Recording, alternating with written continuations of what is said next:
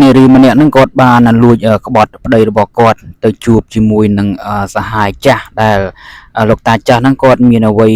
ដល់រហូតដល់70ឆ្នាំជាងហើយដោយសារតែគាត់មានលុយ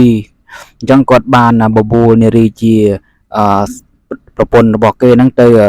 សាកសពផ្អែមល្ហែមជាមួយគាត់ព្រោះគាត់មានលុយឲ្យអញ្ចឹងណាហើយនារីនោះក៏បានលួចក្បត់ប្តីទៅជួបជាមួយតាដើម្បីបានលុយដើម្បីថាទៅនៅជាមួយតាទៅឲ្យលុយចាយដោយសារតែនៅជាមួយគ្នាអស់រយៈពេលយូរកន្លងមកហើយតែប្តីរបស់គាត់នឹងអត់ដឹងទេស្រាប់តែថ្ងៃមួយហ្នឹងបែកធ្លាយវីដេអូបានគេបានថតវីដេអូបានឃើញគាត់មានសកម្មភាពផ្អែមល្ហែមជាមួយលោកតានៅក្រោមស្ពានហើយបរោះជាប្តីក៏បានឃើញវីដេអូនោះក៏មើលចុះមើលឡើងក៏ឃើញនោះជាប្រពន្ធរបស់គាត់ដោយសារតែការខឹង